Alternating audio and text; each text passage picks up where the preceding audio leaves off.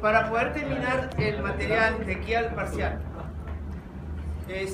hemos decidido que vamos a dar esta ficha de patología vascular y lo vamos a empezar, con a ver si hoy mismo vamos a empezar con patología generativa, el principio de patología generativa, que si no vamos a seguir agregándole para poder acabar para el parcial con todos tumores, porque el tumor es muy amplio, todo para poder acabar con él. Bueno, entonces vamos a ver si acá esta cosa, ahí está. Vamos a recordar muy rápido lo que es la vasculatura normal del cerebro, que ustedes ya se la saben muy bien, ¿no es cierto? Sí. Tenemos dos grandes sistemas.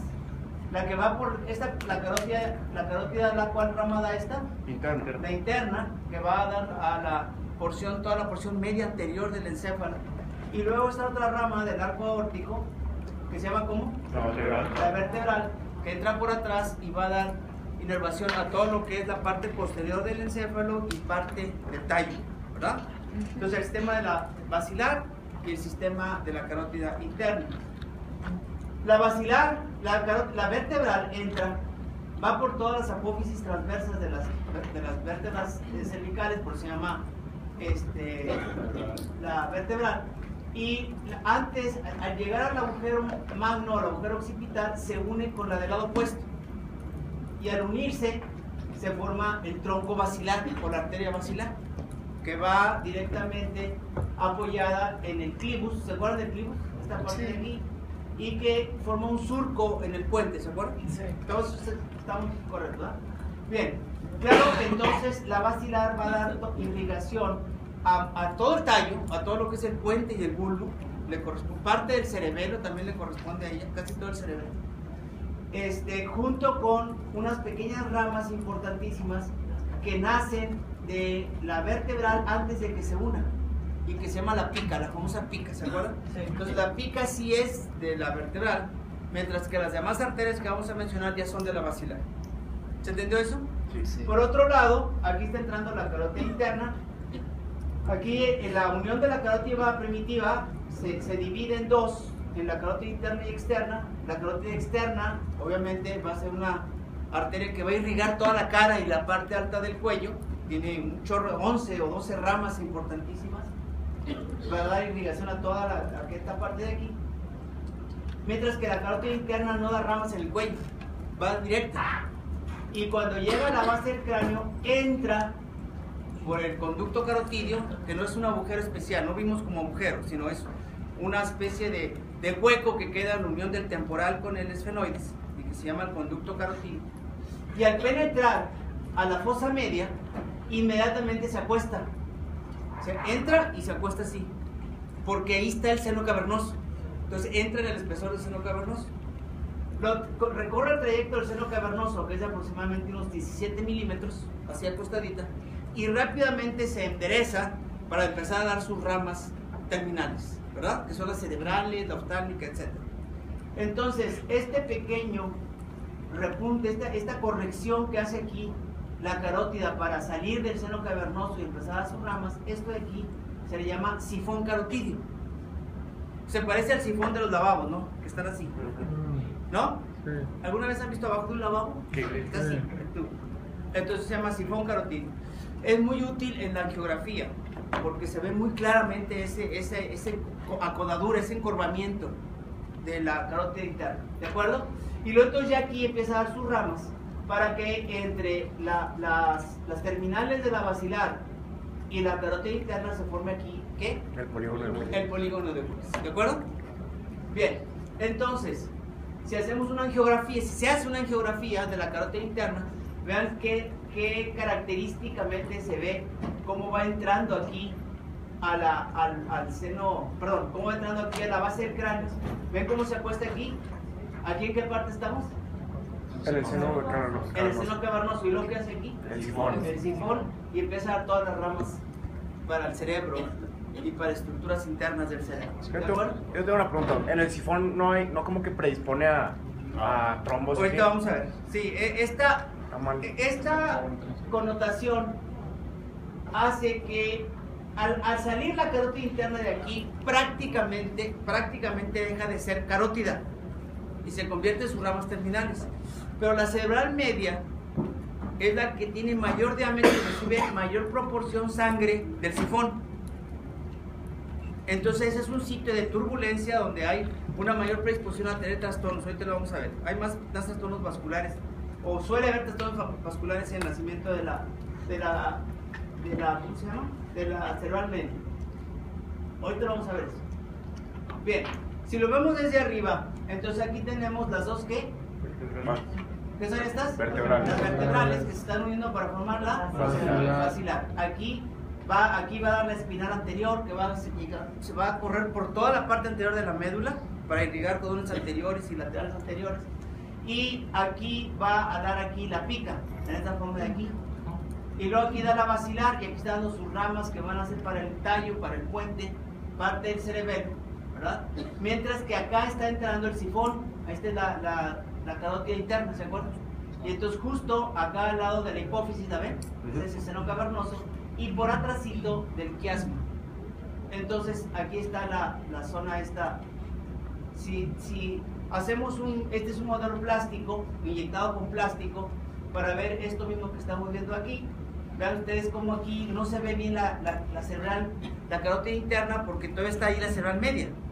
Y dijimos que la cerebral media es casi la prolongación continua de la carótida interna. ¿De acuerdo? Pero aquí vamos a ver, ¿cómo se llama esto? El quiasma. Igual es el quiasma, el segundo par, ¿no? Sí. Este es el tuber con su infundíbulo. Y aquí están los mamilares, ¿se acuerdan de los mamilares? Sí. Entonces aquí está el polígono de Willis. Estamos en la fosa interpeduncular, ¿se acuerdan de esa fosa?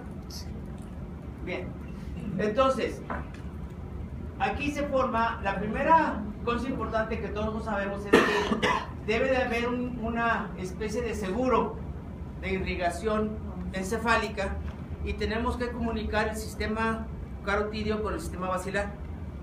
Entonces, cuando la carótida interna sale del sifón, inmediatamente da la carótida, la cerebral media aquí, pero también de aquí la comunicante posterior. Esa comunicante posterior se dirige hacia atrás y se le pega a la cerebral posterior. ¿Cómo se forman las cerebrales posteriores? Exactamente donde termina ¿quién? La basilar. Se divide en dos. La basilar, ¡pum!, se divide en dos. Y eso lo hace justo en donde termina el puente y empieza el mesencéfalo. Ahí se divide en dos, ¿verdad? Y da las dos cerebrales posteriores. Un poquito antes de que nazcan las cerebrales posteriores, el tronco basilar da esta rama aquí, que es la cerebelosa superior. Esa arteria va a toda la porción del paleocerebelo y neocerebelo, toda la porción de arriba del cerebelo. ¿Se acuerdan de eso? Y entonces se produce la siguiente característica anatómica. Cuando nace la cerebral superior y luego nace la cerebral posterior, ¿quién queda en medio? El tercer par. ¿Cuál es ese? Oculomotor. El tercero. ¿Todos van siguiendo eso? Sí. Entonces queda justo ahí entre las dos como una horquilla. Pero, como cuando vamos a hablar de trastornos vasculares ahorita, la cerebral superior casi no tiene problemas, de vez en cuando se infarta. Pero la cerebral posterior sí con frecuencia da aneurismas. ¿Se entendió? Entonces al empezar a hacer un aneurisma empieza a comprimir a quién. Pero como lo está pescando justo en la salida del mesencéfalo, justo ahí, todavía no está pegado ni cerquita del cuarto ni del sexto, porque todos van al seno cavernoso. ¿Se acuerdan? Entonces le puede dar al paciente una oftalmoplegia aislada del tercer par de ese lado. Y no hay cuarto ni hay sexto, nomás hay tercero y parasimpático, nada más. ¿Me expliqué? Y esta es la causa más frecuente de oftalmoplegia aislada del tercer par, un aneurisma de la cerebral posterior.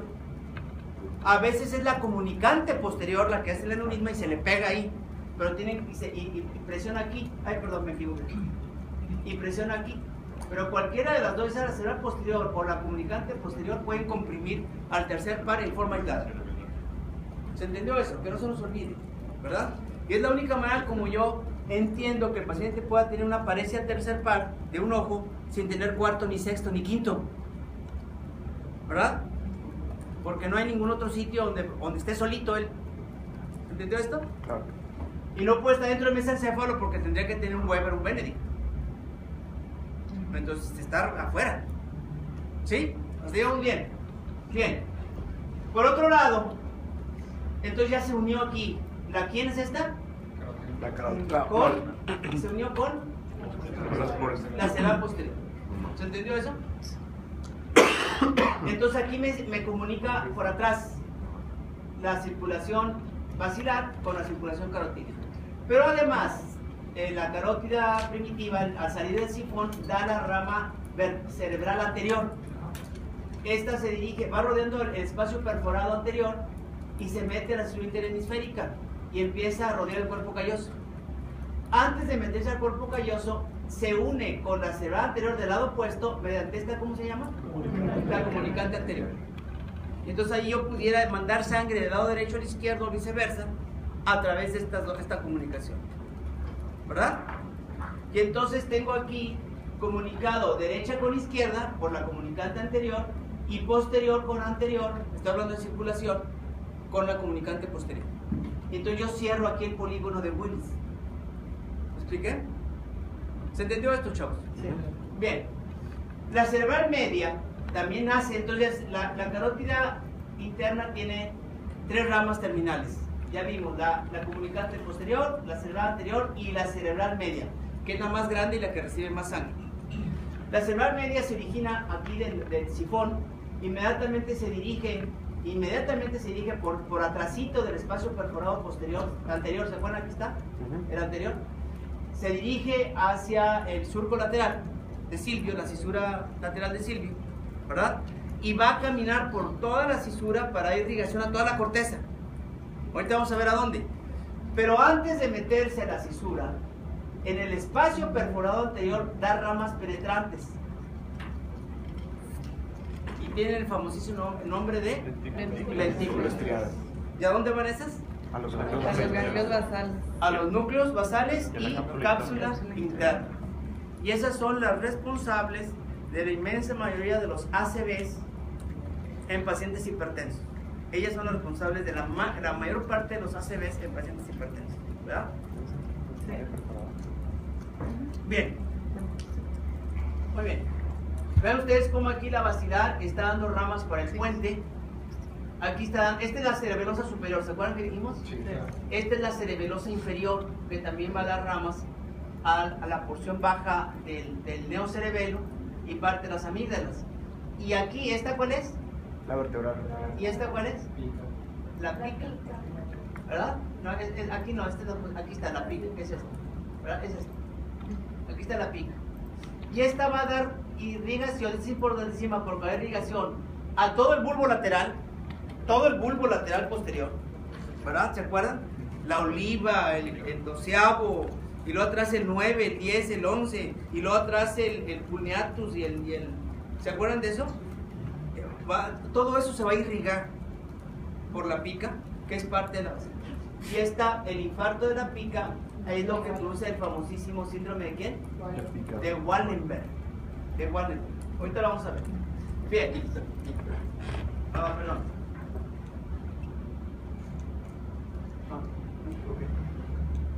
Ahí está. ¿Verdad? Pero muy rápido, ya saben que aquí es como catecismo. La 1. Cerebral anterior. La 2. Comunicante anterior. No tengo letras. La 3. Carótida interna o media. No. Puede ser el sifón carotídeo o el nacimiento de la cerebral media. ¿Verdad? Porque esta es la 5 de la cerebral media. La 4. La comunicante posterior. La 6. Cerebral posterior. La 7. Cerebelosa posterior. La 8. Basilar. ¿Y la 9? No. Es la de arriba, la Si cerebelosa. están haciendo de la basilar, no puede ser la pica. Es la cerebelosa Inferior. superior. No. O bueno, la cerebelosa Posterior es superior. la aica, ¿verdad? La cerebelosa anterior-inferior. Sí, la pareja de la pica. Porque es la pareja de la pica, ¿verdad? O cerebelosa inferior o anterior-inferior, o aica, si le quieren llamar así. Entonces, esta es la aica y esta es la pica. ¿De acuerdo?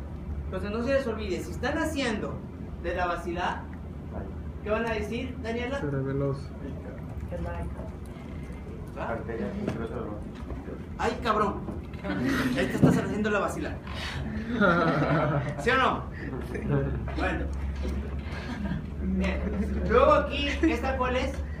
La media. ¿Qué está dando aquí? Las perforantes lentículo estriadas. Y luego aquí la media comienza a trifurcarse, ¿verdad? Es la famosa trifurcación o tridente de la cerebral media. ¿Verdad? Sin ofender a los judíos, recuerda mucho ¿cómo se llama de los judíos? La cosa de las velas. ¿No se acuerdan de eso? Que lo tienen en todas sus ceremonias religiosas. Sí, la... Sí. Entonces, almenora. Sí.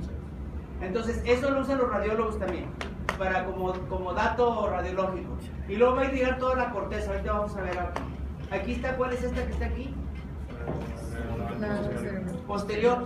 Y ven ustedes cómo la posterior no nada más es famosa porque va a irrigar la zona de la calcarina, el lóbulo occipital, sino también tiene ramas penetrantes. Ahora se llama espacio perforado, ¿qué? ¿Se acuerdan del espacio perforado posterior? Que va a irrigar el Mickey Mouse.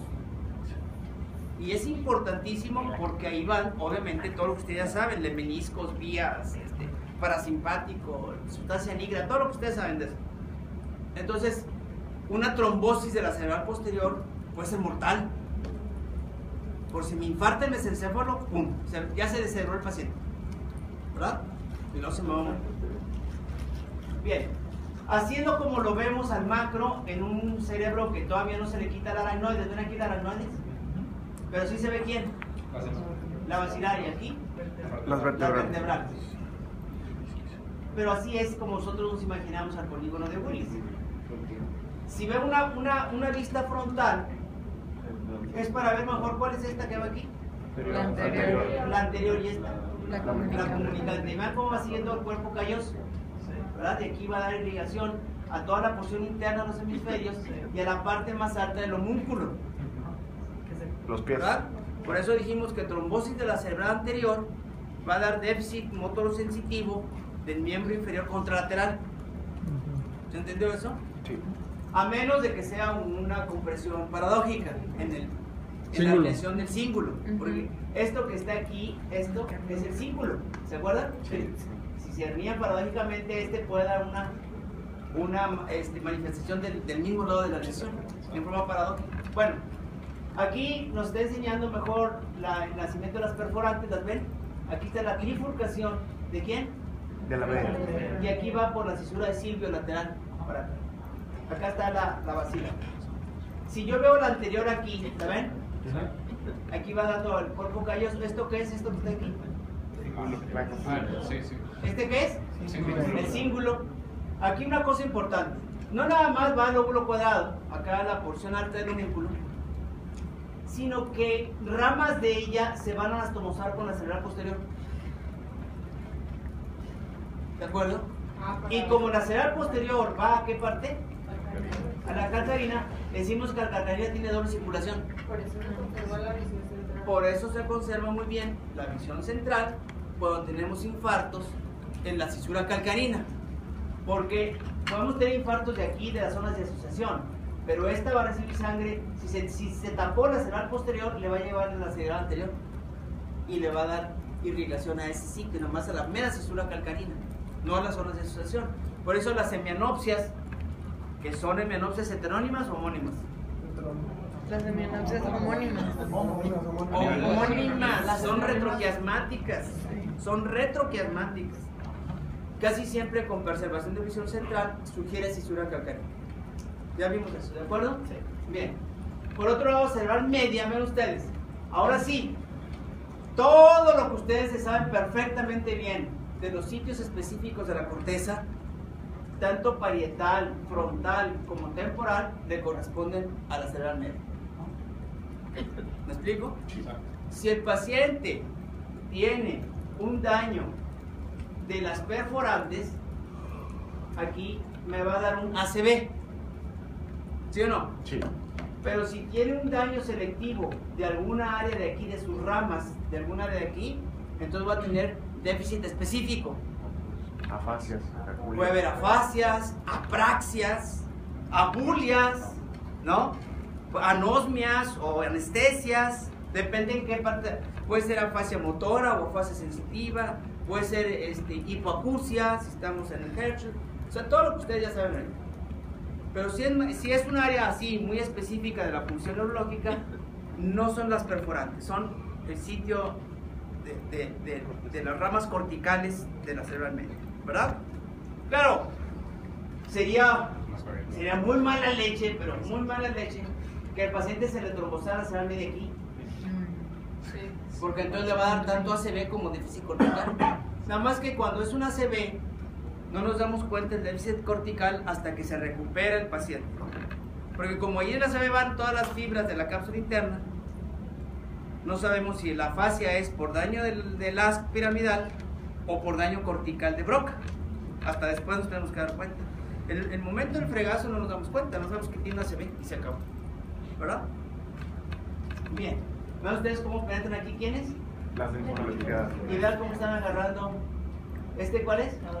Caudado, testicular, cápsula interna. Y la cápsula interna. Agarran también parte del tálamo en la porción lateral, o sea, donde está el famoso núcleo posterolateral.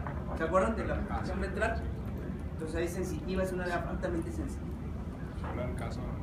¿Mande usted? No estaba haciendo nada. Bien. Aquí están las ramas de la basilar. Son muchas, pero las más importantes son la cerebral superior, ¿la ven? Sí. La cerebrosa inferior, la aica, y acá, por acá está dando la pica, ¿verdad? Entonces aquí tenemos y los nervios que le corresponden. Recuerden que así como tenemos un severo daño acá por las penetrantes, aquí podemos tener severos daños aquí en el tronco por las penetrantes de la basilar. Sí. Y cuando hay infartos o microinfartos de ahí, podemos tener, el paciente puede quedar en coma por la sustancia reticular infartada, ascendente, ¿se acuerdan? Sí. O el paciente puede quedar en el lock-in, encerrado en sí mismo. Ahorita vamos a ver, por infartos lacunares. ¿De acuerdo? Creo que venía un examen, venía una pregunta del examen de La eso. pica. Sí, sí venía. Salía acá. ¿Cómo? ¿A ustedes les salió? No, sí, pero era de la pica, ¿no? No, un infarto del tallo. Ahí nomás les pregunté dónde está la lesión, Sí. pero ahora vamos a ver por qué, ¿verdad? Bueno, bien, entonces, ¿por qué nos tenemos que aprender esto? Porque acuérdense que el infarto cerebral es una de las principales manifestaciones no traumáticas del cerebro. Más que los tumores, más que las neurodegenerativas, más que cualquier otra cosa, hay infartos cerebrales por lo que llamamos accidente vascular cerebral. Síganmela ahí, güero, por favor. Porque vamos a accidente vascular cerebral, ¿de acuerdo? ¿Se entiende eso? Entonces, por eso es muy importante entender cómo está la región y qué es lo que le pasa. Entonces, cualquier zona de oclusión vascular va a producir hipoxia y necrosis, eso ya lo saben ustedes muy bien, el infarto, ¿verdad? ¿Cuál es la evidencia del daño? Pues dime la región y la cantidad de tejido donde va a estar el infarto. Entonces yo te digo cómo se va a manifestar, eso es lógico, ¿no? Bien, ¿por qué? Porque el déficit neurológico me va a decir cuál es la rama afectada y en dónde está el daño.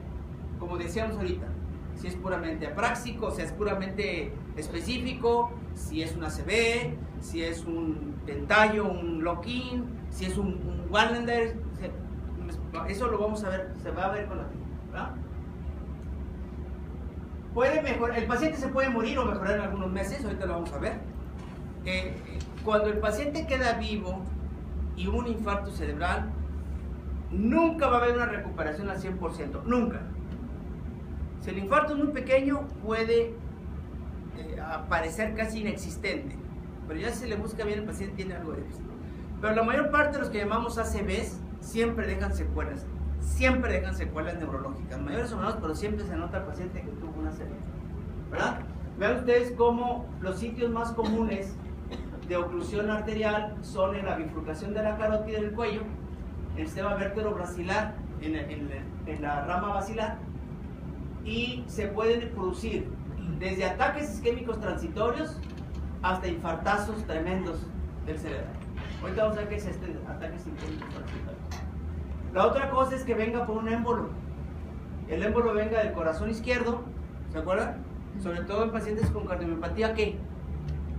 ¿Cuál es la cardiomiopatía que pasa trombosis? Dilatada. Se suelta el émbolo, se mete al torrente vascular cerebral y donde se atore. Y como la cerebral media es la más grande, es a la que le tocan con más frecuencia los émbolos, ¿verdad? Entonces, sin embargo, en términos generales, es mucho más frecuente, esto ya es en frecuencia nada más, que la fuente embolígena está en la carótida, sobre todo en la bifurcación de la carótida.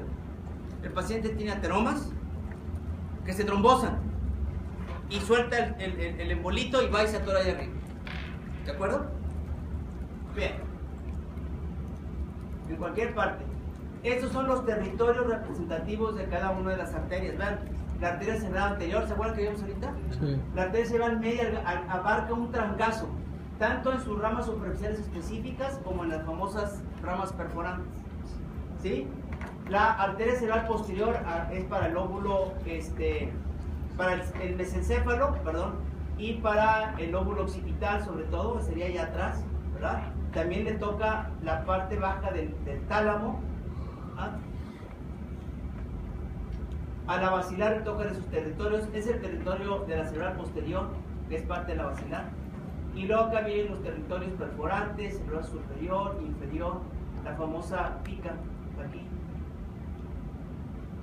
¿Se acuerdan los síndromes que pudieran causar en el mesencéfalo por los infartos? Aunque aquí lo más frecuente es que el Wallenberg sea por compresiones de la herniación del uncus, pues puede ser infarto de la cerebral posterior también, ¿verdad? Puede ser el mismo efecto. El Benedict. Aquí está la celosa superior, la AICA. ¿Qué quiere decir AICA?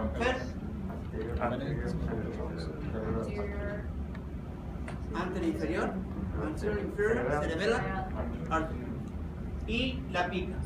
¿De acuerdo? Vean ustedes un infarto de la arteria pica.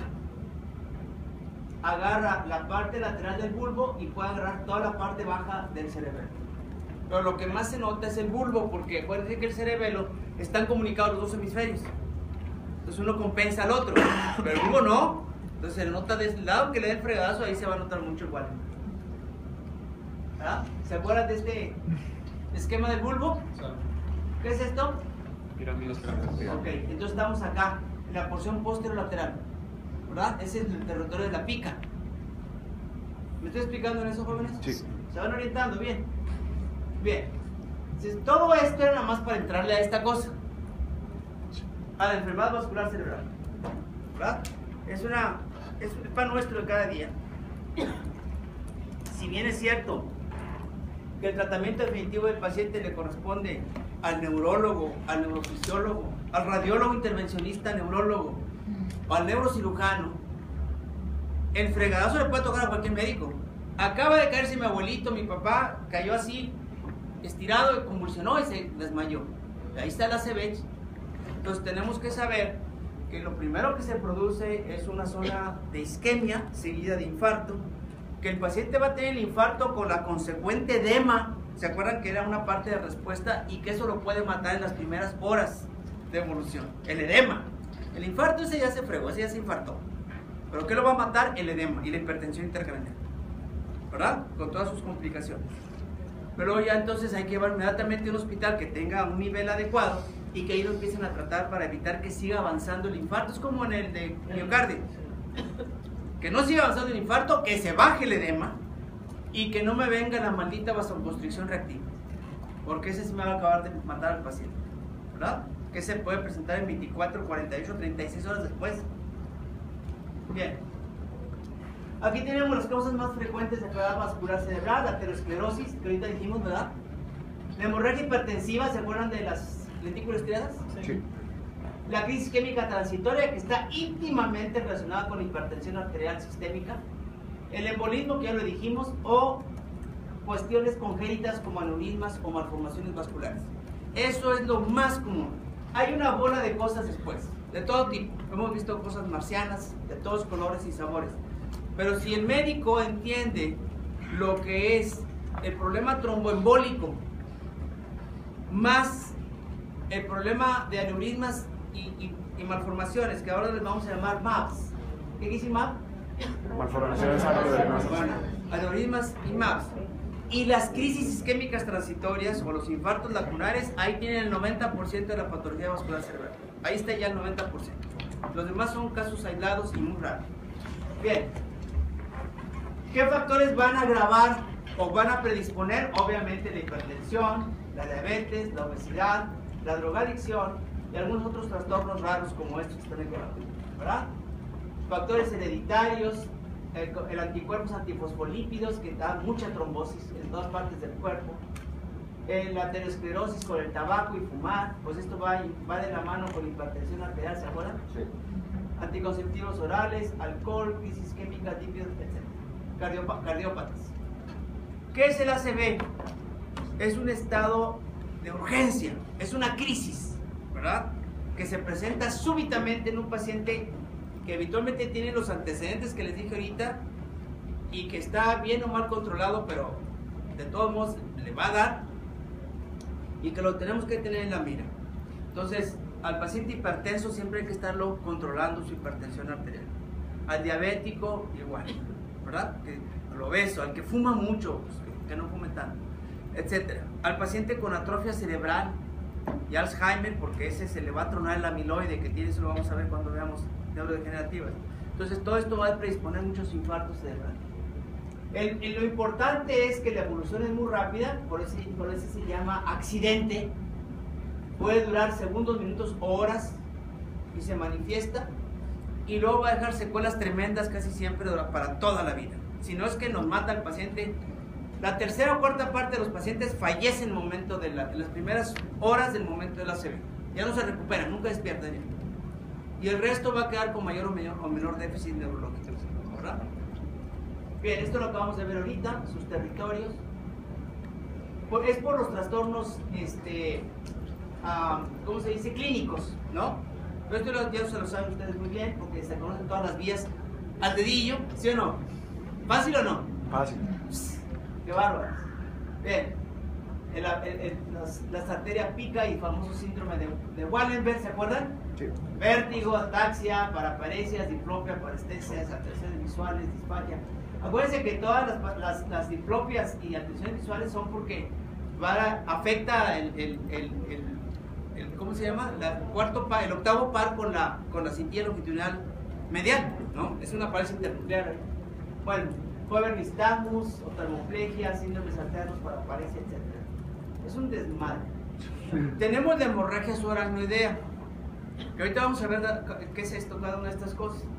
La hemorragia subaracnoidea es también un ACV que está más relacionado con aneurismas, más que con daños hipertensivos. Este es con aneurismas, pero tiene la mala leche de que ocurre en los grandes vasos del polígono de Willis y entonces esos están en el espacio subaracnoideo. Por un lado van a dejar sin sangre al vaso que seguía más adelante en la aneurisma porque truena, entonces viene un infarto y isquemia arriba, pero por otro lado la sangre se va a regar por el espacio subaracnoideo porque es pasiva, se guarda, el flujo es totalmente pasivo, entonces va a ir dañando estructuras de todos lados, de los dos lados del cuerpo, no nada más de uno, porque empieza a migrar, imagínense el tallo por delante, empieza a agarrar paredes de un lado y de otro lado, o pirámide de un lado y de otro lado, todo lo que esté por delante. Entonces es una catástrofe severa la hemorragia subaracnoidea, realmente es muy grave.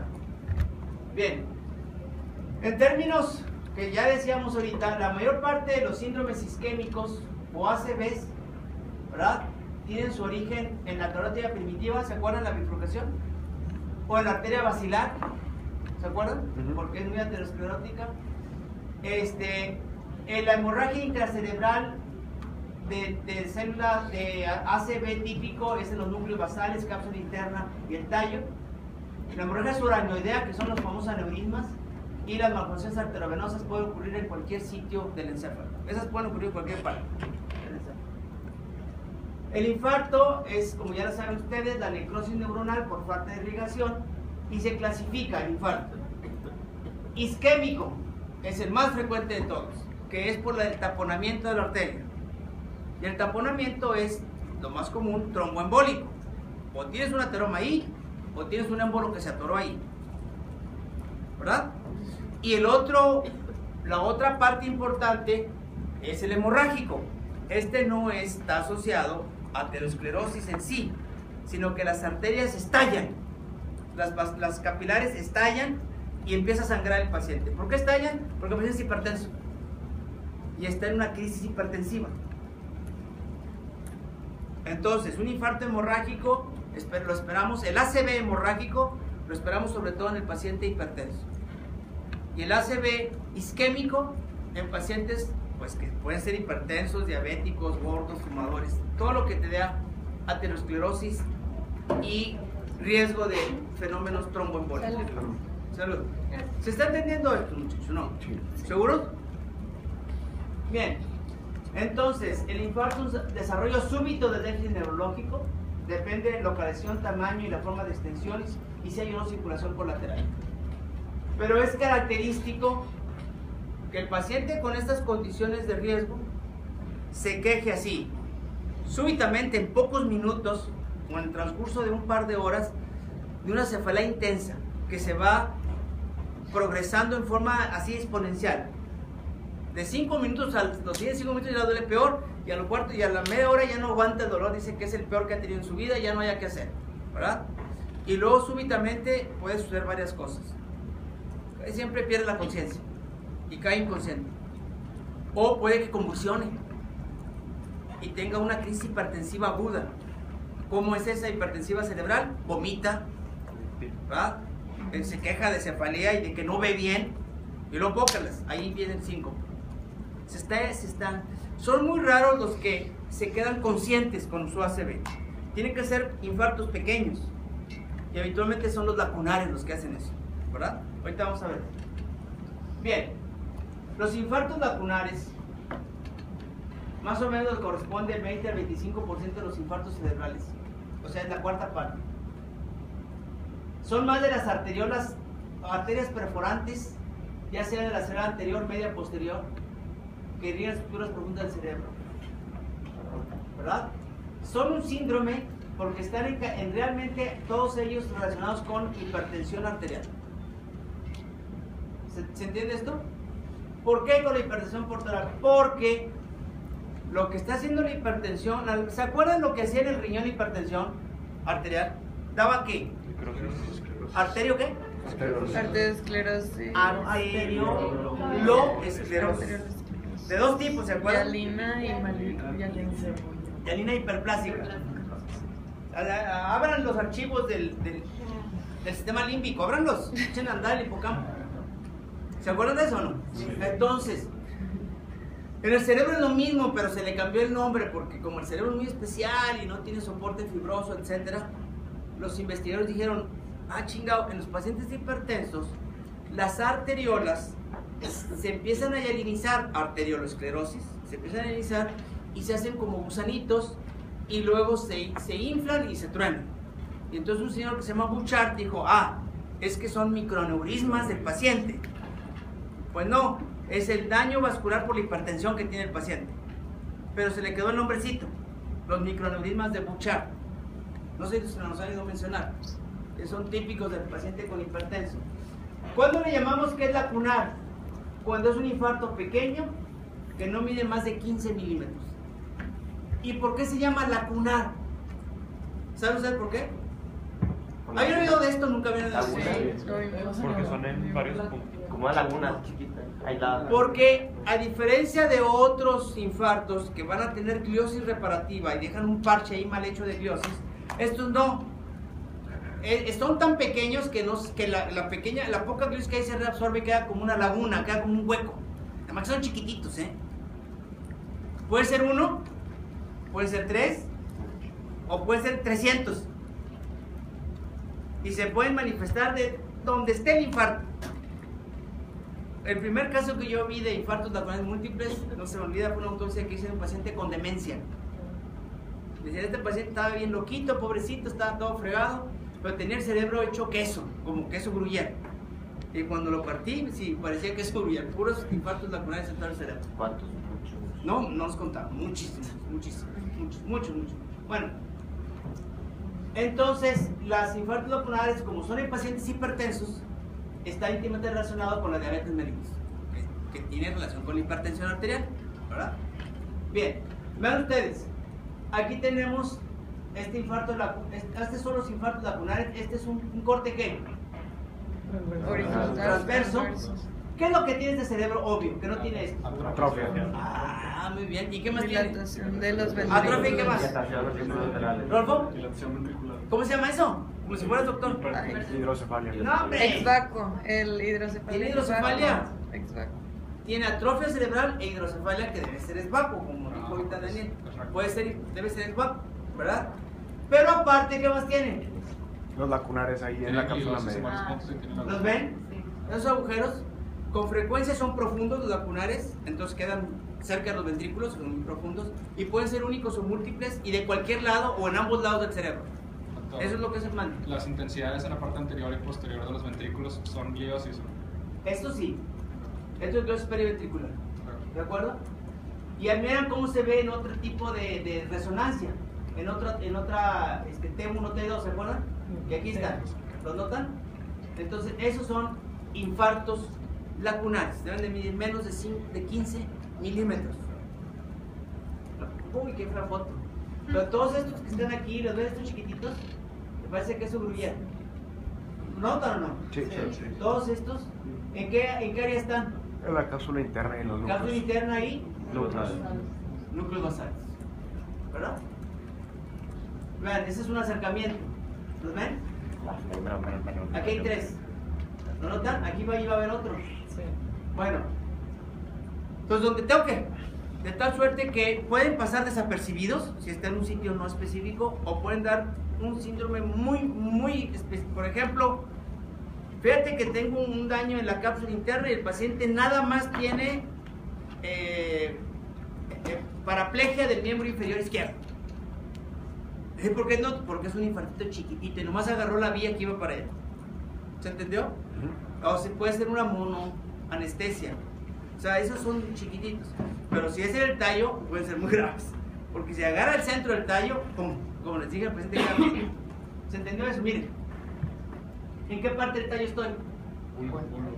No, la ¿Quién parte dijo el bulbo? La parte superior del ¿Quién dijo el bulbo? Sálgase de aquí. ¿Quién dijo el bulbo? ¿Qué parte es? Parte superior. Puente. Pues no ven estas chicas rayotas que están aquí. ¿Y qué tiene? Un infarto. Infarto lacunar. Entonces, en ese sitio, otra vez, o puede no dar nada, o puede que agarre la sustancia reticular, o puede que agarre la cintilla longitudinal medial, y entonces me hace este tipo, o me da un lock-in, o un coma, o me da una parálisis internuclear, o algún tipo de estas cosas puede dar en el tallo. ¿Se entendió? Pero recuerden, no crean que el paciente tiene uno y ya chingó, ya no va a tener más. Puede tener muchos después. Hay que controlar la hipertensión. ¿Qué es lo que hace al micro que se produzcan sus infartos lacunares? La famosa arteriolosclerosis, ¿verdad? O microangiopatía hipertensiva, ¿se acuerdan? Nada más que en el cerebro es el mismo boleto, pero el cerebro se le llama lipohialinosis. Pues es porque se escribió. Y yo lo único que quiero es que cuando lo lean en el libro, en sus libros, cuando estén ahora ya, si es que algún día llegan a 6º año, entonces no se hagan bolas. ¿Me explico? Y digan, chinga, pues no, que era arteriosclerosis. Pues es lo mismo, nada más que en el cerebro. Y le llaman lipohialinosis. ¿Se entendió? ¿Y tiene grasa, doc? No. Tiene esto, pero tiene lipoides, sí. Hay lipoides aquí, sí. Ya. Por eso es lipo. Sí. Por Y eso. alinosis por la esclerosis. Pero yo te indiqué el tejido adiposo, no, el tejido adiposo no, tiene lipoides, sí. Ya. Lipoides sí tiene, ¿verdad? Luego viene el infartito, que no se rellena con glía, queda hueco, y aquí alrededor sí puede haber algo de glía en la periferia. Bueno, y eso le llamamos infarto lacunar. ¿Se entendió? Bien, cuando tenemos un infarto X, del lacunar o no, en el principio, acuérdense, en la etapa aguda, la lesión está poco definida, puede haber edema, celos endoteliales y gliales se bomban o puede haber disminución focal. En los siguientes días se ve muy suave el área, empieza a haber migración leucocitaria en los vasos sanguíneos y células fagocíticas de la microglia se ¿Se acuerdan que la microalveolar se convierte en fagocitos? Y ahora se empiezan a tragar las zonas infartadas. Conforme pasan los días en la primera semana, ya se ve gelatinoso y friable el área infartada. Y después de 30 días se licúa y se remueve. Vienen los astrocitos que se vuelven, ¿cómo se llaman astrocitos agrandados? Hemisocitos, se dividen y empiezan a rellenar el sitio. Cuando es lacunar no lo rellenan. Pero cuando no es lacunar, que son los grandototes de más de 15 milímetros, eso sí se rellenan, ¿verdad? Y se aplanan bien gacho. Bueno, bien, un infarto reciente, que puede estar en la primera semana. Se ve el área muy desorganizada. ¿Ven la diferencia? Sí. ¿Se acuerdan que van a esto lo van a tener que hacer siempre, chavos, de aquí en adelante, porque pues no nada más para que entiendan lo que es los cambios morfológicos, sino porque el examen así viene. Entonces ustedes van a tener que saber decidir cuál es el área patológica ahora. Ahora son puras áreas patológicas, ¿de acuerdo? Y vean ustedes, si comparan los dos hemisferios, ¿cuál está más edematoso? El de acá. ¿Y cuál tiene diferentes colores? El de la derecha. ¿Qué le pasó a toda el área córtico sustancial aquí? Sustancia blanca, corona radiada y Ahí se ve pasa. sucio, ¿verdad? Se ve de un aspecto sucio. E incluso ¿qué le está pasando aquí al núcleo lenticular? También, igual. Se está abriendo ahí una grieta gacha, ¿no? Entonces, toda esta área tenemos un gran infarto. ¿De qué arteria? De la cerebral media. ¿Se están orientando? Allá atrás, chavos, ¿se están orientando lo que estoy diciendo? Entonces es un territorio cerebral medio, obviamente, porque eso es lo que espero que ahora que ustedes me digan. Si anteriormente yo les ponía el cuadro clínico y ustedes me dicen el área, ahora yo les pongo esta foto y ustedes me dicen qué tiene el paciente. ¿Qué va a tener el paciente?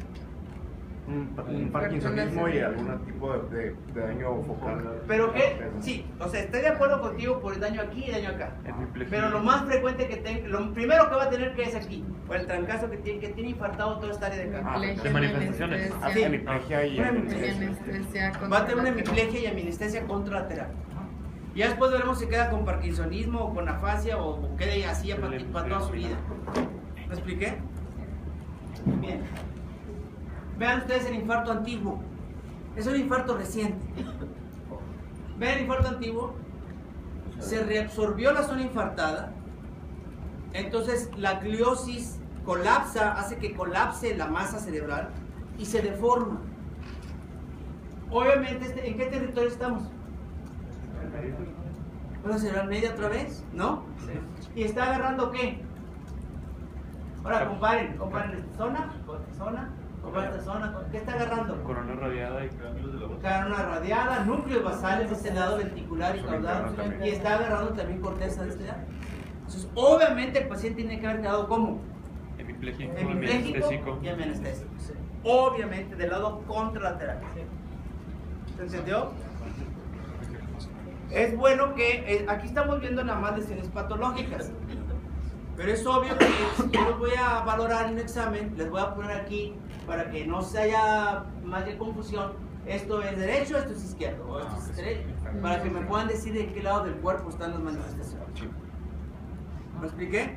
Pero no quiero que me confundan esto con un tumor. ¿Cómo? Está colapsado el área, está chupada. ¿Se entendió? Y además, ¿qué color tiene? Sí, café. Un color café, así, oxidado, herrumbroso. ¿Por qué? Porque hay mucilina que se quedó ahí toda la vida del sangrero que hubo ahí este tiempo. ¿Se entendió esto? Sí. Bueno, tampoco nos vamos a confundir con una malformación. Ahorita vamos a ver malformaciones. No se ven así. Las malformaciones tienen huecos en medio, vasos mal hechos en medio. Bien.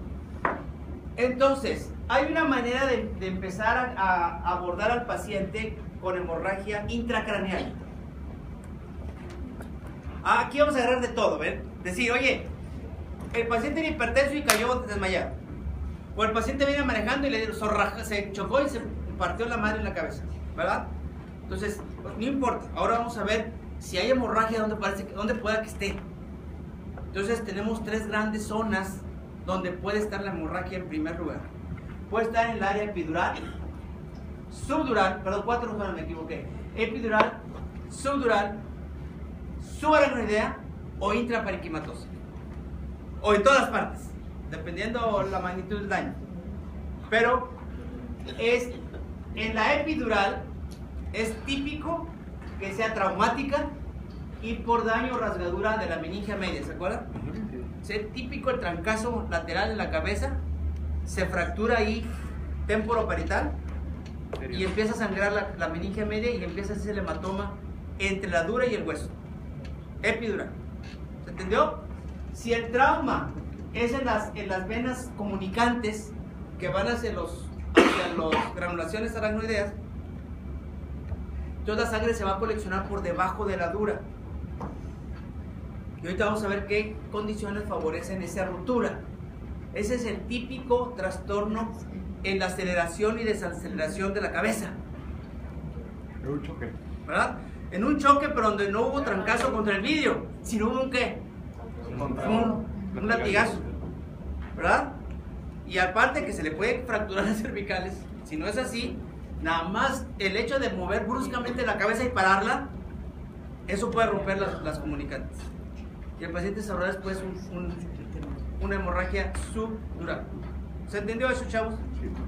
La otra, no, pues algo se rompió en el espacio subaracnoideo, en el polígono de Willis, o en las grandes arterias del polígono de Willis, y se está esparciendo por el LCR. O no, fue en el espesor del parénquima cerebral, adentro. Y ahí están los hipertensos con las lentículas estriadas. ¿Se está entendiendo esto, chavos, o no? Sí. Bueno, las lesiones traumáticas son las que más dan hematomas, tanto epidurales como subdurales. ¿Lo entendió? La mortalidad por el trauma severo disminuye un 10% por década en la historia de nosotros. O sea, cada vez se nos mueren menos pacientes con un trancazo en la cabeza, pero todavía, fíjense cómo todavía hay 31 se mueren, vegetantes, incapacidad moderada, como un 50 y tantos, casi un 60%, o se mueren o quedan con secuela. Entonces todavía es muy alto la incapacidad de un traumatismo cerebral, cráneoencefálico, ¿verdad? Y es muy poquitos los que se recuperan bien del trancazo o de la hemorragia. ¿Se entendió esto? Entonces es muy importante saber tratar al paciente, saber inmediatamente llevarlo a un sitio donde lo puedan diagnosticar y tratar antes de que se siga agravando el daño del trauma. Esto lo van a ver después. Entonces, si la colección hemática está entre la dura, que está aquí de rojo, ¿la ven? Y el hueso se llama, ¿cómo se llama? Epidural. Epidural. Y esta es ruptura de la ¿cuál arteria? Meningia La media. meningia media. Y cuando está por debajo de la dura, entre la dura y la aracnoides, entonces se llama subdural y son por las ramas comunicantes. ¿De acuerdo? Es muy característico que el hematoma epidural tenga forma de ¿qué? Disco. ¿Vieron esto o no? Sí. Como de Disco. Como de un lente bicóncavo, o disco bicóncavo, ¿verdad? Y desplaza al cerebro. El problema del hematoma epidural es muy grave, es que es un hematoma arterial y la sangre está a presión arterial 80-120 y en cada sístole va el chisguete para afuera y para afuera y para afuera. Entonces, pues si no comprimiera el cerebro podría quedarse ahí sangrando hasta que se vacíe, pero el problema es que al empezar a coleccionarse empieza a comprimir, empieza a ganar espacio y empiezan a desplazar estructuras y a comprimir el cerebro. Entonces empieza a tener hipertensión intracraneal. ¿Se entendió esto? Y como son hematomas supratentoriales, la meninge media arriba, entonces me puede herniar o el uncus o me puede herniar el cíngulo. ¿Se acuerdan? Con sus complicaciones. Y si rápidamente no quito la presión, se me muere no de hipovolemia, se me muere de hipertensión intracraneal aguda y la herniación. ¿Se entendió eso? ¿Sí ven? Bueno, vean ustedes. Ahora ya para la cuestión morfológica. ¿Qué es esto que está aquí? El cráneo. ¿Eh? ¿Qué dijiste? El cráneo. ¿Cómo va a ser el cráneo? El cráneo está acá cortado, ¿lo ven? Dura madre. Esta es la dura. Y la sangre está por fuera o por dentro de la dura. por fuera. Y eso es el primer parámetro macro que ustedes van a tener que valorar cuando les pongamos las fotos. Tengo que decir si la sangre está por fuera o por dentro de la dura, ¿verdad? Para llamarlo de alguna manera al hematoma. Entonces, esta es empieza a desplazarse la línea. Claro, yo nomás estoy hablando de la morfología. Van a ver ustedes ya en neurocirugía, hay grados de hematoma. Y grado 1, y grado 2, y grado 3, y según desplazamiento de la línea media, y según la herniación, y según el edema, y según una bola de cosas tan peligrosas. Para saber en qué grado viene el paciente cuando llega al hospital, porque desafortunadamente los trancazos pues, son en la calle o en la carretera. Imagínense que si llegas en 20 minutos tienes más chance que si llegas 3 horas después, ¿no es cierto? Bien, ¿estas cómo se llaman? Esto es el cerebro, ¿no? Sí. ¿Y esto qué es? La dura. Entonces estamos por debajo de la dura. Es lo primero que tienen que dilucidar en sus pequeños cerebros que tienen ustedes. Tienen que saber si estamos por arriba o por abajo de la dura. ¿Sí o no, Dani? Entonces, estas son venas. Entonces, cuando se rompen, van a sangrar, pero con presión venosa. Entonces, se van a tardar más tiempo en formarse porque es una presión venosa. Y sí se puede morir el paciente, claro que se puede morir, pero nos da más chance de tratarlo, de quitarle la hipertensión intracraneal. ¿Son las del latigazo, doc? Esos son los trastornos en la aceleración y desaceleración. Puede ser un latigazo, pero puede ser un tope. Si vas corre, un niño, por ejemplo, va a correr y bójale contra una tabla, una pared, el freno brusco del cerebro, del cráneo sobre la tabla, hace que rebote el cerebro adentro. Claro que en milésimas de segundo. Pero ese rebote hace que se rompan arterias y el problema es la presión, ¿se acuerdan? O sea, el niño cae desmayado y como a los 15 minutos, 10 minutos se levanta. Ay, mijito, ¿cómo estás? Vamos al hospital. O sea, que esté recuperado no quiere decir que no tenga sangrado. O sea, el paciente epidural casi nunca vuelve a despertar hasta que no le quitas el hematoma. Pero el paciente con hematoma subdural puede despertarse y si no lo llevas rápido, puede que en 1 o 2 horas, ¡pum!, ahora sí se clava, porque ahora sí ya hay mucha sangre, 3, 4 horas. ¿Me expliqué? Bien, entonces esos van a dar, vean, este es lo que decían ahorita. Si el otro era un lente bicóncavo, este parece una os, ¿o qué me dijeron ahorita que parecía? Una luna. Una media luna, ¿verdad? O una os, una media luna. Que vean ustedes que delimitada está la lesión aquí. No tiene la forma de disco, sino bicóncavo, sino es una media luna, ¿verdad? Y obviamente no hay daño, cuando menos aquí no se ve daño óseo, pero sí hay compresión y desplazamiento del cerebro, ¿verdad? Esa es la imagen de un sangrado subdural. Y el sangrado subdural puede ser agudo o puede ser muy crónico, dependiendo qué tantas venas se rompieron. El agudo me puede matar al paciente y el crónico me lo puede dejar vivo meses o años, pero con trastornos corticales, donde el hematoma quedó pegado ahí. ¿Me expliqué esto? Aquí estamos por arriba o por abajo de la dura. ¿Por qué? Porque se ve el cerebro lo pegado ahí. Y aquí está el hematomón, miren. Y vean que no es un hematoma tan reciente, porque tengo todavía sangrado activo y tengo sangrado antiguo acá. Aquí todavía reciente, sangre roja oscura, y acá ve que se ve gelatinoso acá. Entonces el paciente tuvo varios días con su hematoma ahí antes de fallecer.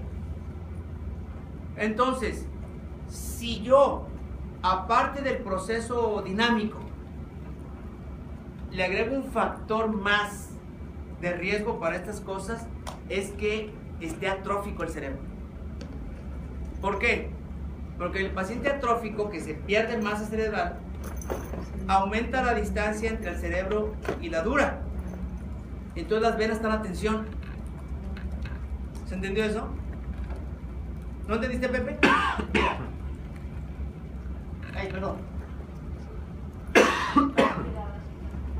¿Se entendió? Esas son las venas normales. Es un cerebro que era normal. Si esto yo lo atrofio y pierdo corteza, aumento el espacio entre los dos. Claro que es 1 milímetro, 2 milímetros, pero se aumenta el espacio. ¿O no me explico? Porque se pierde masa. entonces estos vasos quedan más tensos y son más susceptibles de romperse en cualquier movimiento. Por eso, si tengo un paciente, y ahora volvemos con el Alzheimer, o viejitos con atrofia cerebral, que con que se dé un simple tope al pararse de la mecedora, ahí estaba la puerta, ¡ay! No se fijó y bolas. Pero si nomás fue un tope, pues eso puede haber roto venas. ¿Me estoy explicando? Y al ratito ya trae bolito en un hematoma subdural. ¿Se entendió? Entonces la atrofia cerebral hay que tener en cuenta en los pacientes. Y dice que son como 3 horas en lo que se... No. Si es agudo, van a ser horas. En las primeras 6 horas, 8 horas. Pero si es crónico, pueden ser semanas para que se forme. Para que te des cuenta de que trae un hematoma. Lo que quiero decir, jóvenes, claro que esto se me va a dar en la clínica, pero si tiene un paciente con un déficit neurológico progresivo, vamos a suponer de días o semanas, es un señor grande, un viejito, y nadie le ha dado un palo en la cabeza o no ha chocado, o no ha... Usted dice, no, pues hemorragia no debe traer porque pues, no ha tenido un trauma severo. Pues pudo haber tenido el hematoma por un tope que él se dio y que no dio importancia. Es un tope, cualquiera sea un tope. Ya me expliqué. Entonces hay que tener cuidado con los viejitos atróficos del cerebro, para las cuestiones de sangrado. Y otras cosas más que vamos a ver ahorita, pero para cuestiones de sangrado. ¿Se entendió eso? Sí. Ahora sí.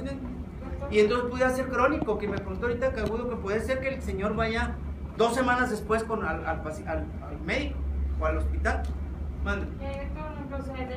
Pero lo que quedó comprimido Sí. Obviamente, muy buena pregunta. Obviamente, esto, aparte de que está aumentando el espacio, está irritando la corteza, ¿se acuerdan? Porque es sangre sobre la corteza. Y como ahí tenemos zonas específicas, pues depende cuál sea. Porque puede ser que el paciente, después de que el accidente o del tope, unos días después empezó a convulsionar de una parte del cuerpo. Pues porque la sangre se empezó a acumular, empezó a irritar la zona motora y empezó a convulsionar del otro lado. ¿Se entendió eso? O de repente quedó fásico, o de repente se está haciendo, no sé, lo que se les ocurra de una zona específica del cerebro. ¿Sí? Bien, entonces, igual, si es un hematoma, ya sea por fuera o por abajo de la dura, va a desplazar. ¿De acuerdo? Y ese desplazamiento lo que va a matar al paciente, lo que va a ser muy, muy grave. Bueno, sí. Ok. Sí, yo te llevo. Te llevo lo del... Sí. Es que esto... De acuerdo. De acuerdo. Bien. Bueno, entonces esto es un hematoma subdural desviado, ¿verdad? Ven aquí, esto es... ¿Por qué se ve la hoz? ¿Ven aquí el seno recto? ¿Por qué se ve? Porque tiene medio de contraste. Por eso se ve. El paciente le metieron medio de contraste. Y por eso se ve tan desplazado aquí el área, ¿lo ven? Aquí está el hematomón, en forma de semiluna, o como le digan ustedes, disco. Y vean ustedes lo que sucede, ¿verdad? Aquí está el cerebro, digo, los huesos, ¿los ven? Aquí está la hemorragia, es muy difícil aquí decir, bueno, no veo la dura, tienes razón, pero se ve la corteza completamente en contacto con la sangre, ¿no es cierto? Entonces debe estar por abajo de la dura. ¿Se entendió esto o no? Y bien desplazado las líneas medias. El paciente, miren, pobrecito, pues nadie aguanta eso vivo. Este es un hematoma crónico y ustedes tienen que reconocer que tenemos aquí la dura y tenemos aquí la hoz. Si veo la hoz, estoy por abajo de la dura. Si no, no la podría ver. Y si tengo un hematoma por debajo de la dura, es un hematoma subdural. ¿Verdad? Y vean cómo comprime el área donde se forma. Puede ser bilateral, pues porque tenemos de los dos lados venas, ¿verdad? La hemorragia subaracnoidea, que es la otra área que se infarta, digo, que sangra, que es muy, desde que yo era una catástrofe muy grave. Esta habitualmente está dada por aneurismas o por MAP. Aneurismas del polígono de Willis o de las principales arterias, o el paciente tiene una malformación arteriovenosa que sangró en el espacio subaracnoideo. El problema de la MAP es que puede sangrar cuando se le pega la gana, menos para el epidural. Pero puede sangrar hacia la subdural, hacia la subrarenodea o hacia el espesor del cerebro intraparenquimatosa, depende de dónde esté la MAP, ¿verdad? Ese es el problema de la MAP. Bueno, ¿y qué es lo que vemos? ¿Qué visiones, qué vista es esta del cerebro? Inferior. Y vean, ¿qué es todo esto que está aquí? Sangre, coágulos. ¿Y todo esto que está aquí rojo? Sangre infartada, áreas infartadas.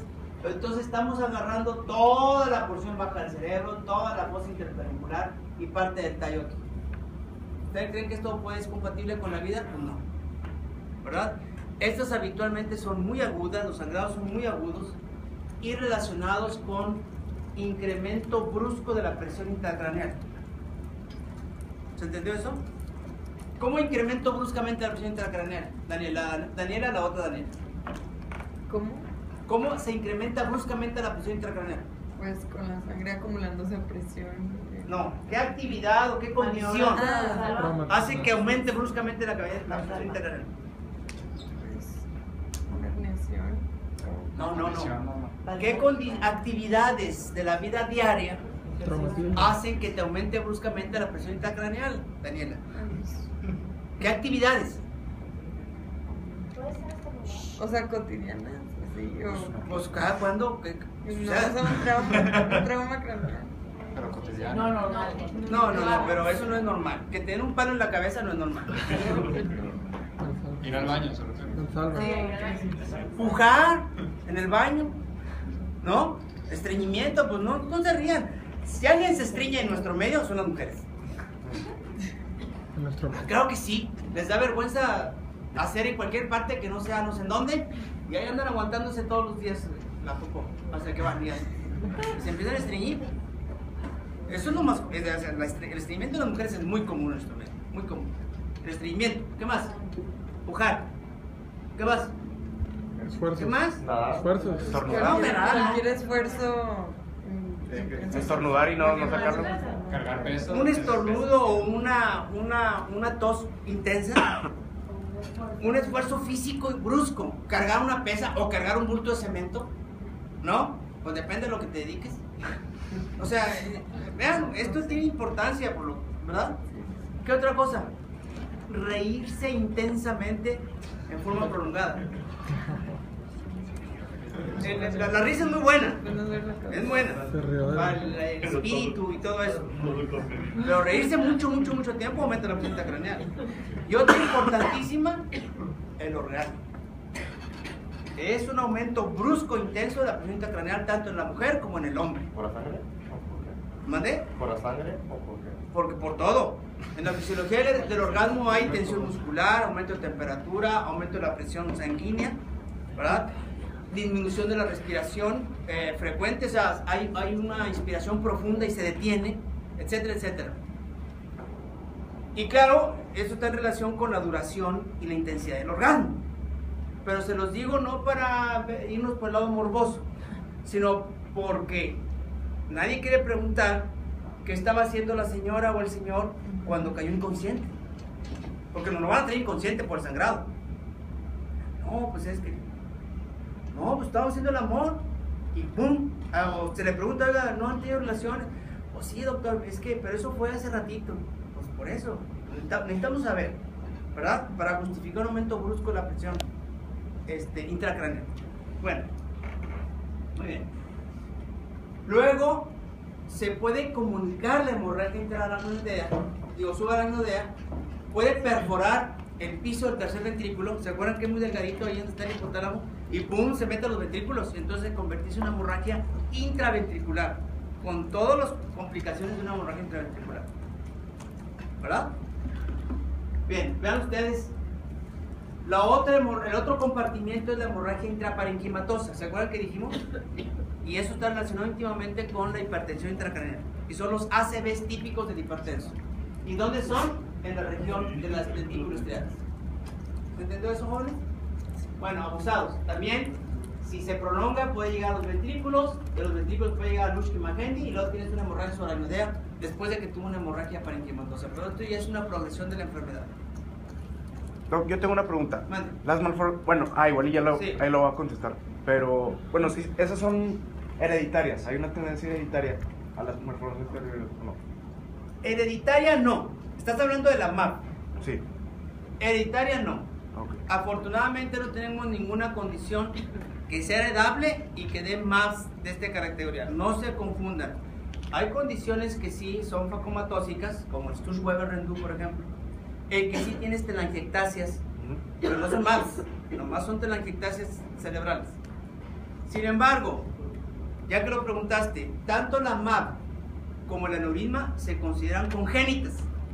O sea, son trastornos de la organización y maduración de los vasos congénito.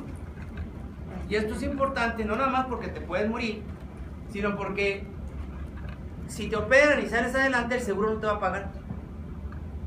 ¿Verdad? Dice, sí, nada más que la MAP y el aneurisma son congénitos, yo no le pago ni nada. Aunque tengas 30 años de edad, no le hace. ¿Me expliqué? Entonces es una condición que creo que ya hay seguros de que tienes que pagar las perlas de la Virgen para que consideren también esas condiciones adentro de ¿verdad? Pero la mayor parte de los seguros no las pagan. No las pagan. Y son cirugías muy grandes con hospitalización prolongada, crítica, en terapia intensiva y se te va ahí $1,5 millones de pesos y luego no te lo quiere pagar el seguro de gastos médicos. Bueno, las MAF, las famosas MAF, ya como un trastorno vascular bien hecho, bien predispuesto, es la malformación más común del sistema nervioso central. Es, como dije ahorita, es congénita, es más común en hombres que en mujeres y se manifiesta, aunque naces con ella, supuestamente naces con ella, se manifiesta hasta la segunda o tercera década de la vida casi siempre. Es decir, en jóvenes entre los 10 a los 30 años de edad, segunda y tercera década, ¿verdad? Y por ahí más o menos andan los trastornos bruscos de la MAP. ¿Qué es lo que pasa? Es que hay una malformación de vasos arteriovenosas, o sea, tanto venas como arterias mal hechas, que empiezan, como están mal hechas sus paredes, empiezan a hacerse tortuosas, como gusanos torcidos, por las presiones intraarteriales. No tienen una buena pared ellas, no tienen una buena elástica muscular. No sé si me estoy explicando en eso. Entonces eso se lleva tiempo, se llevan años para que eso se vaya haciendo esa malformación clínica y radiológica. ¿Me expliqué? Y la otra cosa importante es que no tienen capilares entre ellos, no hay un lecho capilar entre ellos. Entonces bruscamente una arteria está comunicada con una vena, como si fuera un shunt, un cortocircuito, y la pobre vena recibe de repente presión arterial y se dilata. Y se agrava la MAP. ¿De acuerdo? Bien. Pueden aparecer en cualquier parte del encéfalo, los hemos visto, en cualquier parte. Son más comunes en la corteza del lóbulo posterior, del lóbulo occipito parietal. Pero no quiere decir que sean las únicas. Las hemos visto donde no se imaginan, ¿verdad? Aparecen en cualquier parte. Bien. Hay algunos estados, que es lo que te estaba diciendo ahorita, que predisponen a estos trastornos vasculares. Por ejemplo, la MAP se puede ver en el Sturge-Weber, que es la angiomatosis encéfalo-trigeminal, y en el Rendu-Weber, que es la telangiectasia hemorrágica hereditaria. Tienen en todo el cuerpo, ¿verdad? Pero se ven más, porque estamos hablando del sistema nervioso, se ven ahí también. ¿Se entendió? Esta que está aquí, el Sturge-Weber, es la famoso mancha en vino tinto de la cara. ¿Conocen algún paciente muy característico? ¿Nunca han visto un paciente así? Es un sujeto, son muy fáciles de ver. Una cosa muy característica de las máculas, porque esto es una mancha, ¿no es cierto? De las máculas congénitas, determinadas en forma congénita, es que se paran bruscamente en la línea media. ¿Me explico? Va la mancha, ¡pum! Se detiene justamente en el dermatoma que le corresponde, ¡pum! Ahí se para. Y eso ayuda mucho en la clínica, ¿se entendió? Y puede seguir cualquier parte del trigémino, B1, B2, B3, puede seguir por todas. ¿Se entendió esto? Bien. En cambio, estos están relacionados con MAPs. En cambio, con aneurismas, obviamente ya habíamos dicho el semestre pasado, el riñón poliquístico del adulto dominante, el Marfan, Ehlers-Danlos, la NF tipo 1, que ahorita vamos a ver después, y la coartación de la aorta dan aneurismas. Se asocian más aneurismas del polígono de Willis. ¿Se entendió eso? Bien. La MAV es una maraña vascular en forma de gusanos conglomerados y son, como les dije ahorita, vasos sanguíneos tortuosos, dilatados, arterias y venas que se comunican entre sí sin capilares en medio. Claro, el diagnóstico de la MAV no se hace con la biopsia, o no debería hacerse con la biopsia, se hace con la TAC, con la resonancia y con la angiografía. Ahí es donde se ve la MAV. El paciente tiene sus manifestaciones. ¿Se acuerdan qué edad dijimos? ¿Qué edad dijimos que era la MAV? O sea, en segunda década. Entonces, ahí luego se les debe prender el foco. Tengo un paciente que tiene un cuadro parecido a un stroke, o sea, una crisis accidente vascular, joven, no es diabético, no es hipertenso, no fuma, no es gordo, no es nada. Ah, chinga, esto debe ser congénito.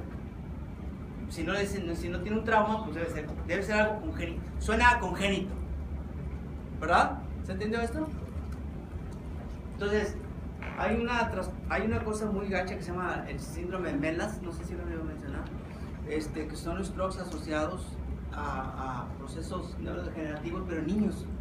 Y tienen strokes a los 7, 10 años de edad, tienen strokes, ¿verdad? Entonces, las MAV son parte del Melas. Claro, para ver sangre no hay como el TAC. Lo mejor para ver la sangre es el TAC. Entonces, si yo hago un TAC, ¿verdad? Me resalta por la magnitud de la tomografía axial, me resalta la sangre, ¿la ven? Se ve blanca, blanca, blanca y veo el área del sangrado. Y para ver detalle de que por qué sangró, entonces la resonancia.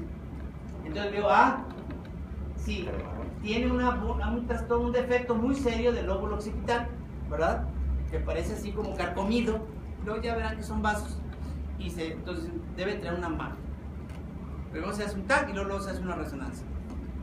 ¿Se entendió esto, chavos? Y así es como se ve la MAV. La MAV es una zona mal definida, donde hay vasos dilatados. Vean este que está aquí, cavernosos. Otros más chicos, algunos trombosados. Ven esta arteria trombosada aquí. Y cuando se hace la angiografía se ve así.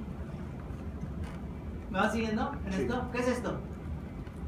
La carótida media. El sí. No, la carótida. El sifón carotídeo, ¿no? Entonces tenemos una MAV en el territorio de la... ¿Qué es esta? ¿Es la? Es la media, bueno, carótida interna. Y después es así. Sigue siendo la carótida. No, espérate. Es de la carótida. No. ¿Qué es esto que está acá? Parece como si fuera la vacilar, ¿no? No es el clipus Es que la vacilar no son sifones. Ahí dice AICA óptica. ¿Dónde dice? Aquí, ¿ves? Entonces estamos en el territorio de la vacilar. No, pero eso puede ser internal carotid artery. Internal carotid artery también puede ser. Sí, es que Pues no sé dónde chingos está esto, pero...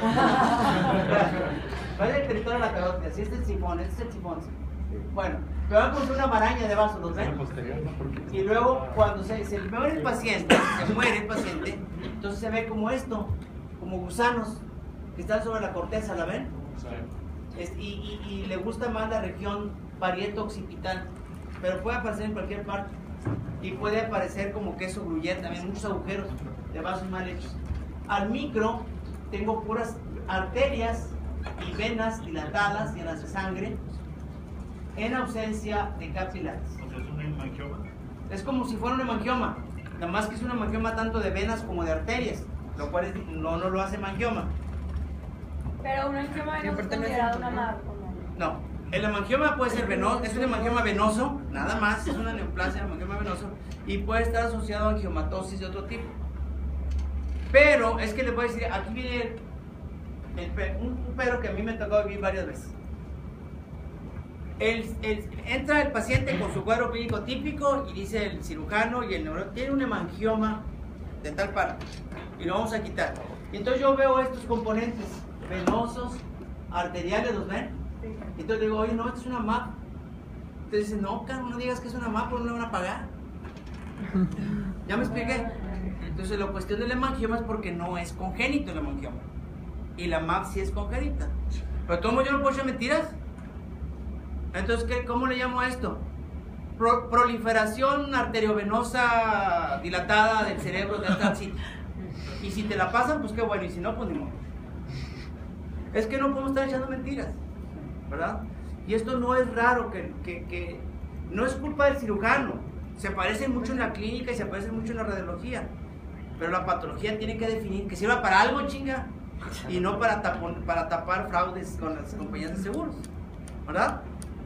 Entonces, no lo hacemos. Y puede ser en cualquier otra parte del cuerpo, pero no se hace.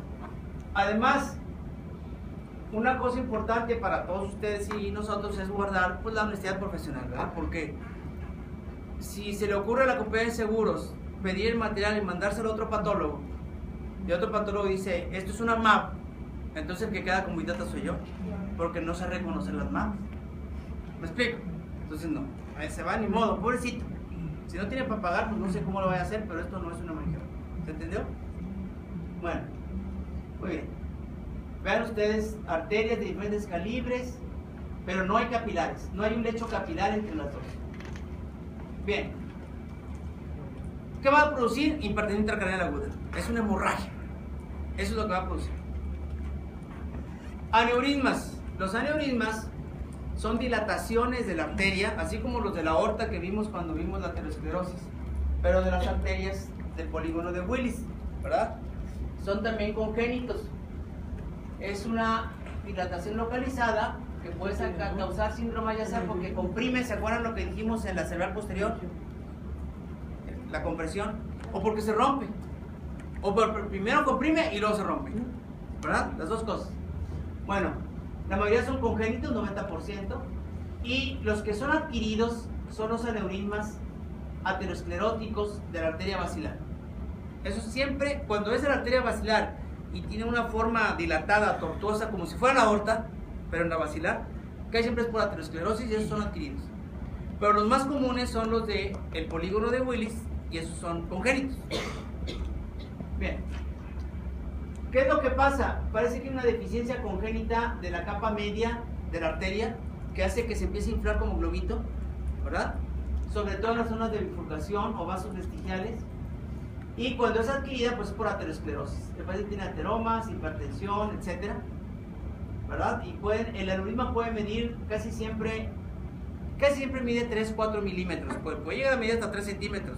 3 centímetros es pues casi un limón metido dentro de la cabeza, ¿no? Entonces pueden ser muy grandes.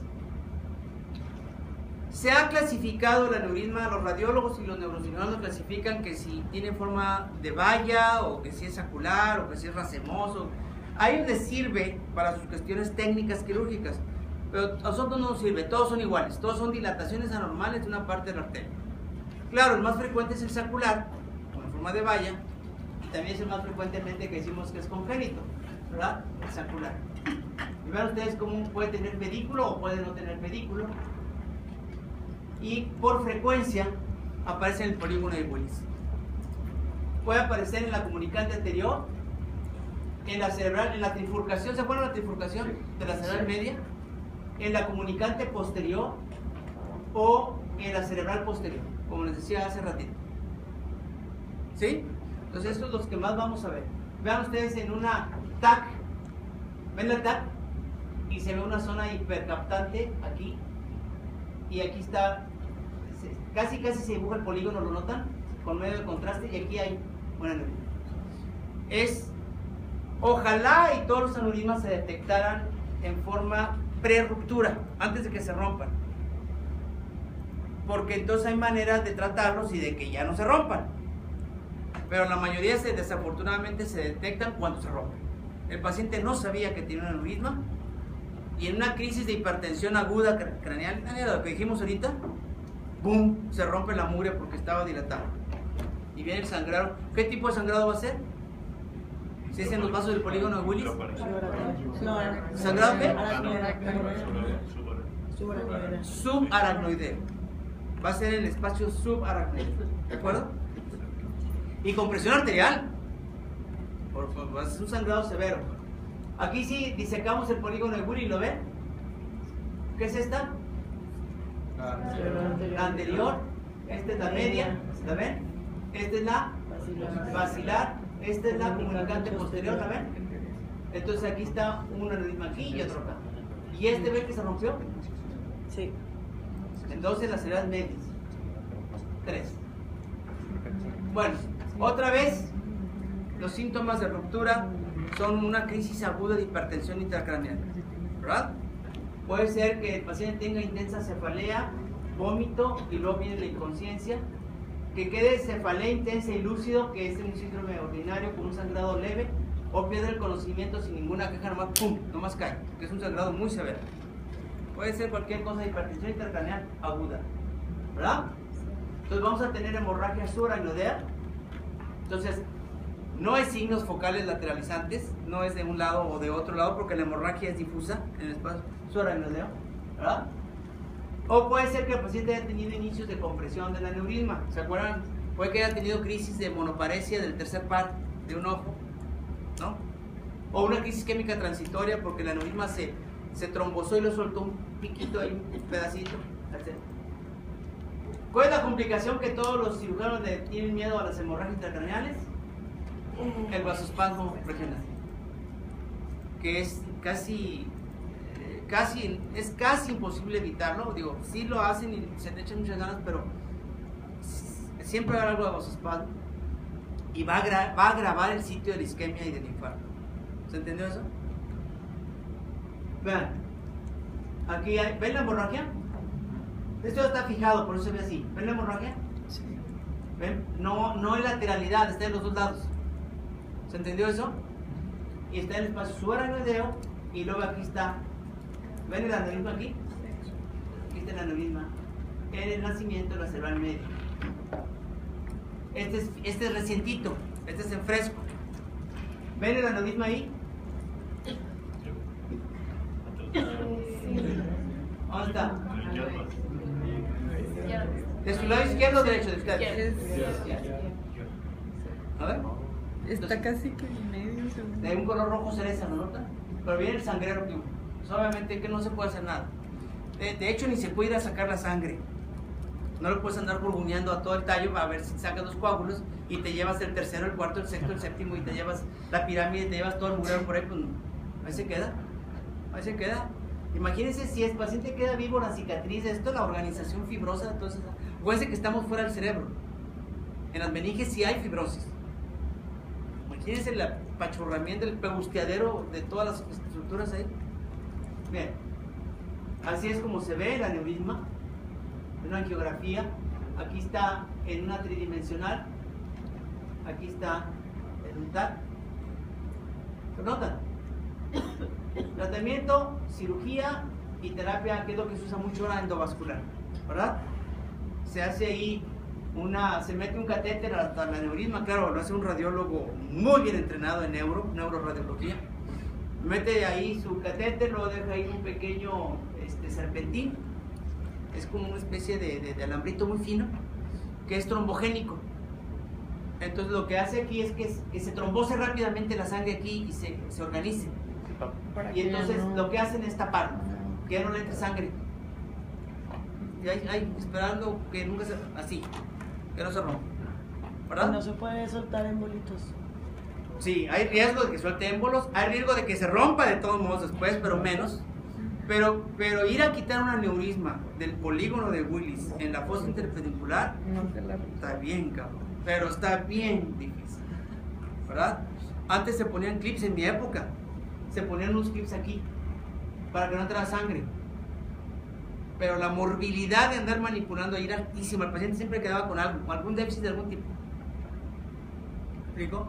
Porque no crean que esto es, no crean que el resto de la circulación no se da cuenta de que andas manipulando ahí la área. Viene un vasospasmo, viene una ruptura, en otro lado viene otra cosa, ¡pum!, el paciente queda con un déficit post evento, o sea, después de, y se le dice al paciente, le vamos a, pero cuando salga puede quedar así, puede haber esto, puede haber lo otro, puede ser, puede que tengamos ese tipo de complicación. No es nomás enchilame otra, está bien difícil esto. Bueno, puede haber aneurismas intracraneales de origen embólico, mal llamado micótico. Es malo el término, tiene que ver con los hongos. Casi siempre es porque hay una endocarditis bacteriana suelta un émbolo de bacterias y va y se pega en una arteria cerebral. Las bacterias se inflaman, debilitan y se rompe el sitio, ¿verdad? Más quiero que sepan que el término que se usa todavía en clínica de embolismo micótico siempre cae siempre por bacterias, no por hongos. ¿Entendió eso? Bien. Otras, no se nos olvide que si el aneurisma está en la arteria basilar, habitualmente es adquirido ateromatoso. ¿Se entendió eso? Eso es por aterosclerosis, como el de la aorta, igual. Otras causas, poliarteritis, sífilis, etcétera, pueden dar aneurismas que son más raras. O sea, podemos echarle ciencia y va a ver un paciente, pero la inmensa mayoría son saculares congénitos. Ahí es